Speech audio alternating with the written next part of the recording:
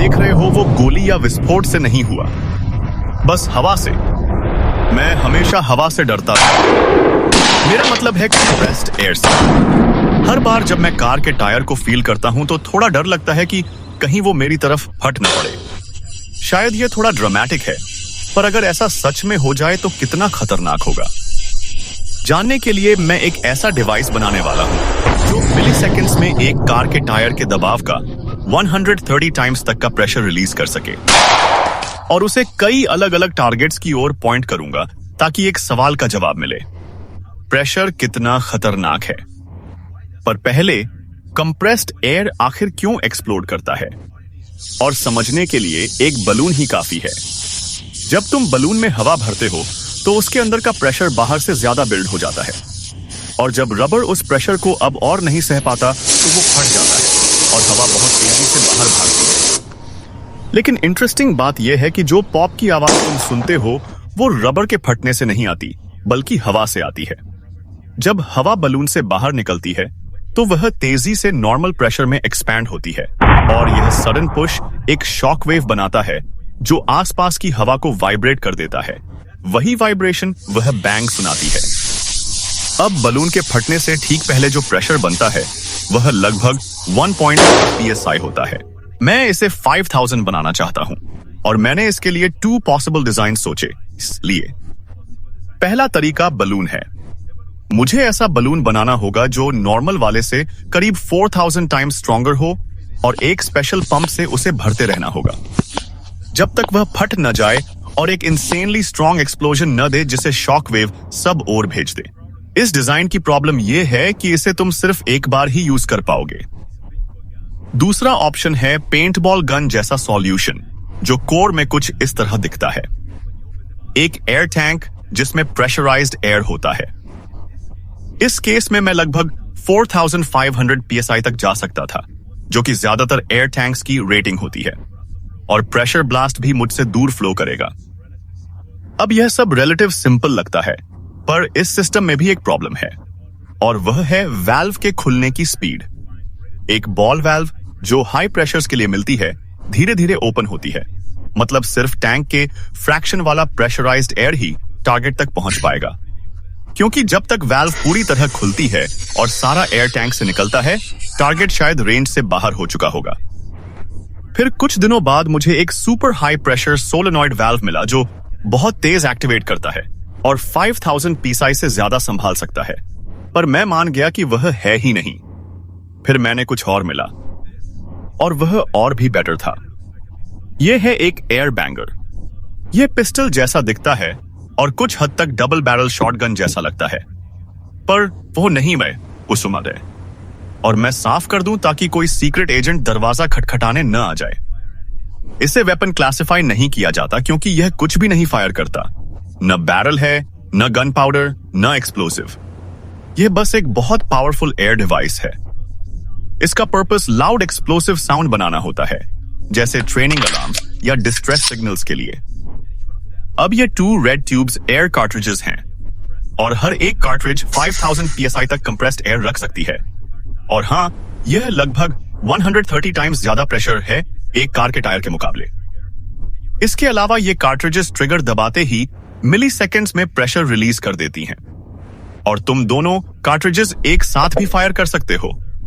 तो अगर प्रेशर खतरनाक हो सकता है तो यह डिवाइस उसे टेस्ट करने के लिए सही है। बॉक्स के अंदर ब्लास्टर, 2 5000 psi कार्ट्रिजेस और कुछ छोटे डिस्क्स आते हैं जिन्हें रप्चर डिस्क्स या रैप्टर डिस्क्स कहते हैं, और यही मैकेनिज्म समझने की चीजें हैं। ये मेटल कार्ट्रिजेस मूलत आगे की तरफ एक ट्यूब हैं, फ्रंट में एक तरह का पिन है, और पीछे हम रप्चर डिस्क इंसर्ट करते हैं। इस तरह जब मैं कार्ट्रिज को फिल करता हूं, प्रेशर एस्केप नहीं कर सकता क्योंकि फ्रंट वाल्व बंद रहता है और रप्चर डिस्क एग्जिट को ब्लॉक कर रही होती है। फिर ट्रिगर दबाने पर हैमर कार्ट्रिज के पीछे से लगते हैं और रप्चर डिस्क टूट जाती है। और उसके बाद जो होता है बहुत इंटरेस्टिंग है, क्योंकि कार्ट्रिज का पीछे वाला हिस्सा अब सील्ड नहीं रहा। यह छोटा सा प्रेशर डिफरेंशियल इतना है कि फ्रंट वाल्व के पीछे नेगेटिव प्रेशर बन जाता है। एसेंशियली अंदर से कोई फोर्स फ्रंट वाल्व को बंद रखने का नहीं मिल रहा। और एटमॉस्फेरिक प्रेशर अब फ्रंट वाल्व को पुश करके ओपन कर देता है। इस पॉइंट पर नॉर्मल मेन चेंबर का सारा प्रेशर जल्दी से आगे की तरफ रश करता है, मेरा वह इंसेनली लाउड प्रेशर उदाहरण के लिए तो चलो कार्ट्रिजेस को 120 PSI तक मिल जाते हैं। तो इसके लिए तुम्हें पीसीपी पंप चाहिए होगा, इससे थोड़ा समय लगेगा, या एक पीसीबी कंप्रेसर। मेरे पास एक है पर मैंने कभी इस्तेमाल नहीं किया, और उस पर साफ लिखा है कि अगर सही तरीके से न चला हो तो यह एक्सप्लोड कर सकता है। पर मुझे चिंता नहीं है क्योंकि मैंने यूट्यूब ट्यूटोरियल देख लिया है। सबसे पहले मुझे एक नया रप्चर डिस्क कैप के सेंटर में रखना होगा, फिर कैप स्क्रू कर देना है। अब मैं फिल आ मसल अडेप्टर कार्ट्रिज के फ्रंट में स्क्रू कर सकता हूं और फिर कंप्रेसर से कनेक्ट कर सकता हूं। अपेक्षा से आसान था, बस 50 सेकंड्स लगे और कार्ट्रिज लोड हो गया। आखिरी स्टेप है ट्रिगर हैमर को आर्म करना और सेफ्टी टॉगल ऑन करना। मेरी ग्रैनी दूर, शायद मैं उसे बोल दूंगा कि वह थोड़ी दूर जाए। Single shot mode. मुझे नहीं पता क्या एक्सपेक्ट करूं, बिल्कुल आइडिया नहीं। What? तो इसने डेफिनेट कुछ किया बॉक्स को, और बैंगर का रिकॉइल भी काफी था। ये मैं एक्सपेक्ट नहीं कर रहा था, और वैसे वह सिंगल शॉट मोड था। ठीक है, मेरे पास एक और शॉट है, क्या मुझे उसे फिर से? हाँ, वहां एक मस्कीटो है। हाँ, वहां एक मस्कीटो है। नो, ठीक है, चलो यहां ट्राई करते हैं। ये अमेजिंग है, बहुत मजेदार है। और अगर मैं वीडियो पॉज करूं तो यहां तुम देखोगे कि बैंगर लिटरली एक स्ट्रीम ऑफ एयर शूट कर रहा है, तो अल्ट्रा स्लो मोशन में उसे देखना बहुत इंटरेस्टिंग होगा। खैर, जैसा कि हमेशा करता हूं, मैं कुछ अलग टारगेट्स लाया हूं जिन्हें मैं ब्लास्टर पर टेस्ट करने वाला हूं। सबसे पहले स्मोक बॉम्ब। रीजन ये है कि मैं देखना चाहता हूं कि जब ब्लास्टर फायर करता है तो हवा कैसे बिहेव करती है, और स्मोक हमें प्रेशर ब्लास्ट विजुअलाइज करने में हेल्प करेगा, खासकर अल्ट्रा स्लो मोशन में। इसके बाद क्लासिक और पंपकिन, फिर एक नया फोन iPhone 16, उसके बाद बैलिस्टिक जेलेटिन, एक कॉन्क्रीट और आखिर में बैलिस्टिक डमी है। ठीक है, तो स्मोक से शुरू करते हैं, और इस टेस्ट और अगली सभी में मैं दोनों कार्ट्रिजेस एक साथ फायर करूंगा। और भले ही विंड कैमरे के शॉट को सेंसर कर दिया हो, मैं डबल शॉट मोड की पावर बता सकता हूं। ये एब्सोल्यूट इंसेन है। मेरे पास 3 स्मोक बॉम्ब्स हैं, मैं सब यूज करूंगा बेस्ट स्लो मोशन शॉट लेने के लिए। इस बार मुझे शॉट मिल गया, भले ही लाइट नहीं थी। कि स्मोक उतना यूजफुल नहीं था क्योंकि अपने आप ही विजिबल था। देखा, ये एक एक्चुअल स्ट्रीम ऑफ एयर है। ये टाइट है, लगभग एक लेजर की तरह। बहुत कूल है। अब मेरे पास एक आखिरी स्मोक बॉम्ब है, तो मैं एक और एंगल से स्लो मोशन कैमरे को दिखाऊंगा। ठीक है, यह वही शॉट था जो मैं ढूंढ रहा था। Next, watermelon.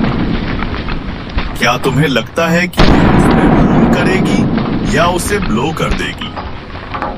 चलो देखें क्या होता है। अच्छा, मैं वाकई एक्सपेक्ट नहीं कर रहा था यह नतीजा, और मैं बात कर रहा हूं उस इम्पैक्ट की वायलेंस की। उसने वाटरमेलन के टुकड़े टेबल से 20 मीटर्स दूर तक उछाल दिए, और जो बिट्स मेरे तरफ वापस आए, उन्होंने सच में चोट पहुंचाई। यह चीज अमेजिंग है। खैर, अगला टारगेट पंपकिन है। अब से मैं टारगेट से थोड़ा और दूरी बनाकर बैठूंगा, क्योंकि भले ही मुझे वह वाटरमेलन शावर पसंद आया, मैं बोन्स के साथ ऐसा एक्सपीरियंस नहीं लेना चाहता। चलो देखते हैं पंपकिन को क्या होता है। पर उससे फर्क नहीं पड़ा, फिर भी बदलाव ज्यादा। खैर, अगला टारगेट एक ब्रांड न्यू iPhone 16 है और वजह यह है कि यह वीडियो राइनो शील्ड द्वारा स्पॉन्सर है।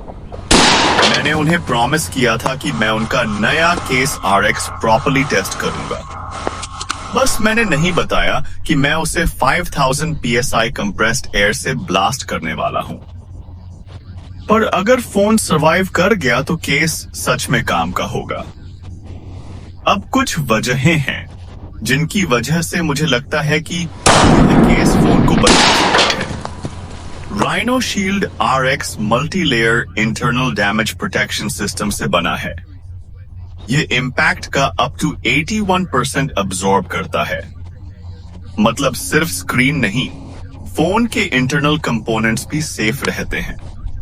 राइनो शील्ड ने अपना G-Force टेस्ट सिमुलेटर बनाया है, लैब टेस्टेड प्रूफ कि यह केस हिडन डैमेजेस को प्रिवेंट करता है।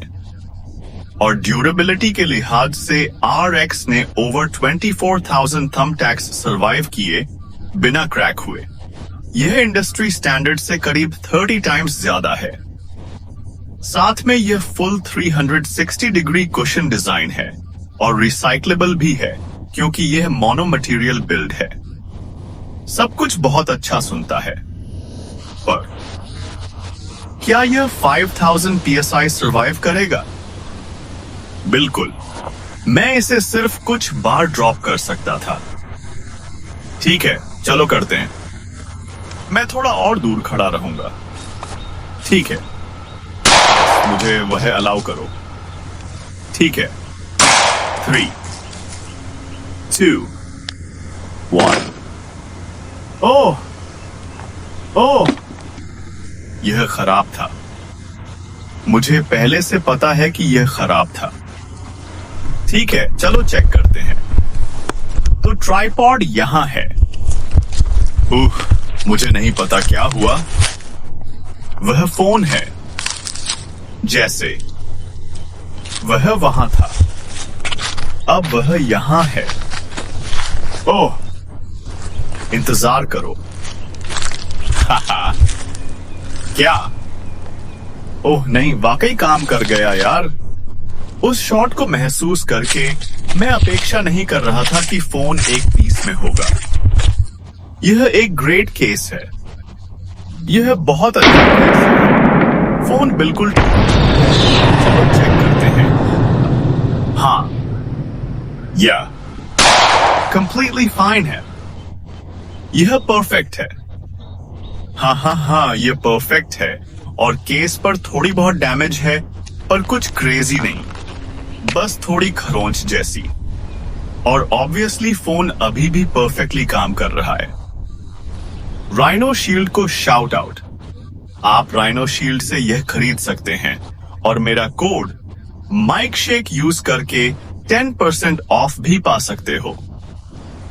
ठीक है, अब मैं वाकई देखना चाहता हूं कि जब मैं इस चीज से बैलिस्टिक जेलेटिन ब्लॉक पर शॉट मारूं तो क्या होगा। तुम शायद जानते हो कि ballistic gelatin muscle tissue represent करता है, तो जानने के लिए कि प्रेशर लीथल हो सकता है या नहीं, यह देखने लायक होगा कि यह ब्लॉक को क्या करता है। ठीक है, बैलिस्टिक जेलेटिन ट्राई करते हैं। Wow, oh my god. Gelatin पर कोई विजिबल डैमेज नहीं है, हालांकि स्लो मोशन कैमरे से तुम देख सकते हो कि शॉक वेव काफी अंदर पेनिट्रेट कर रही थी। तो ये मुझे बहुत क्यूरियस बना देता है कि बैलिस्टिक डमी के साथ क्या होगा, क्योंकि उसमें बोन्स हैं। सूरज डूबने वाला है, तो मैं अब वही ट्राई करता हूं। अगर मुझे दांव लगाना पड़े तो मैं कहूंगा कि ज़ॉम्बी डिसअपियर होने वाला है। प्रॉब्लम यह है कि मैं रिकोशेट से डरता हूं, तो मैं पैनल के पीछे छुप रहा हूं। और पहले शॉट में मैं एक्चुअली मिस कर गया। फिर मैं फिर से ट्राई कर रहा हूं और इस बार बेसिकली पॉइंट ब्लैंक। और जब मैं कहता हूं कि बस बाल पूरा करवा दो, बेसिकली जेलेटिन को बोन्स से अलग कर दिया, पर ज़ॉम्बीज़ का। बिल्कुल ठीक है। क्या यह वही साल है? हाँ, यह वही साल है। और भले ही यह डेफिनेटली चोट पहुंचाता, क्या तुम सोचते हो यह लीथल होता? खैर, मैं नहीं सोचता कि कंक्रीट ब्लॉक पर शूट करना कोई सेंस बनाए, इसलिए मैं डमी पर दूसरी बार शूट करूंगा, बस एकदम श्योर होने के लिए कि इस तरह का प्रेशर हड्डियां क्रैक नहीं कर सकता। और खैर, प्रेशर वेव ने स्कल को नेक से अलग कर दिया, पर उसने बोन को पंच थ्रू नहीं किया। तो प्रेशर जरूर डेंजरस हो सकता है, पर जब बात एक कार टायर की होती है जिसकी प्रेशर इस प्लास्टिक डिवाइस से 130 टाइम्स कम है, तो शायद मैं ठीक रहूंगा। अभी मैं एक प्रोजेक्ट पर काम कर रहा हूं जो बहुत बहुत कूल होने वाला है। यह मेरा पहला प्रोटोटाइप जैसा है। अगर तुम वह देखना चाहते हो तो सब्सक्राइब करो और लाइक भी छोड़ दो ताकि मुझे पता चले कि तुम ऐसे कंटेंट एंजॉय करते हो। धन्यवाद देखने के लिए।